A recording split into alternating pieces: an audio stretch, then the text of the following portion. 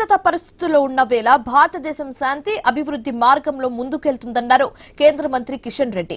ప్రపంచానికి ఆదర్శంగా నిలుస్తుందని తెలిపారు. మోదీ నేతృత్వంలో దేశం ప్రగతి సాధిస్తుందని చెప్పారు. తిరుమల శ్రీవారిని ఆయన దర్శించుకున్నారు. దేశం శాంతి సుభిక్షంగా ఉండాలని శ్రీవారిని కోరుకున్నట్లుగా కిషన్ రెడ్డి తెలిపారు. యుగాది పండుగ సందర్భంగా తిరుమల తిరుపతి దేవస్థానం కలియుగ దైవమైనటువంటి వెంకటేశ్వర స్వామి ఆశీస్సుల కోసం రావడం జరిగింది.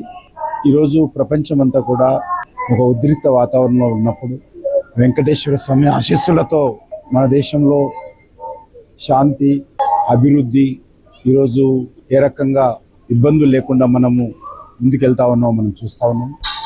అభివృద్ధి చెందిన దేశాలైనటువంటి అమెరికా లాంటి దేశాలు కానీ లేక చాలా సేఫ్ జోన్ అనుకున్నటువంటి అరబ్ కంట్రీస్ కానీ ఏ రకంగా ఈరోజు ఉద్రిక్త వాతావరణంలో ప్రజలు ఇబ్బందులు పడుతున్నారో మనం చూస్తూ ఉన్నాము. ప్రపంచం అంతా కూడా ఈరోజు వార్ జోన్లో ఉంటే భారతదేశం ఏకైక దేశం ఈరోజు సేఫ్ జోన్లో ఉంది, ఆధ్యాత్మికమైనటువంటి జోన్లో ఉంది, డెవలప్మెంట్ జోన్లో ఉంది, మరి శాంతికి సంబంధించినటువంటి జోన్లో ఈరోజు భారతదేశం ఉంది.